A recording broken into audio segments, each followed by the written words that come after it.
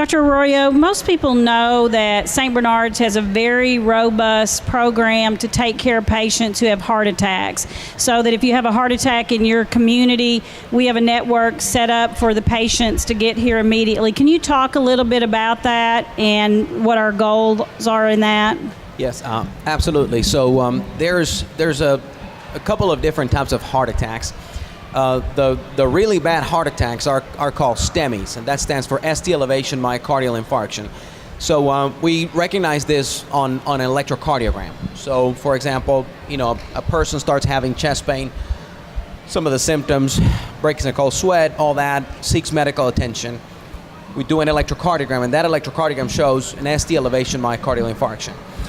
From that moment, the cascade of events gets activated. The STEMI gets activated. What's important to realize is that it doesn't matter how fast I can get the artery open in the cath lab. What really matters is how fast can we get the patient from the moment they start having symptoms until I can get that artery open.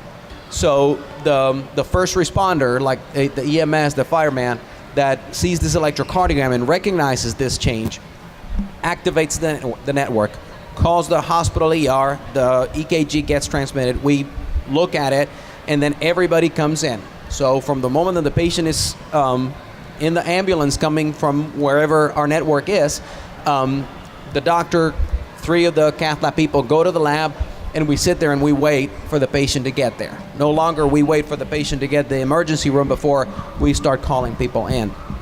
Ideally, if we can do all this under a window of 90 to 120 minutes, that is pretty good.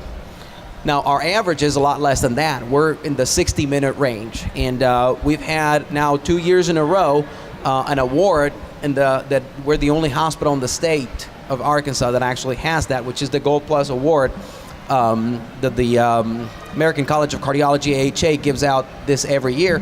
And now for second year in a row, we have that, and we're very proud.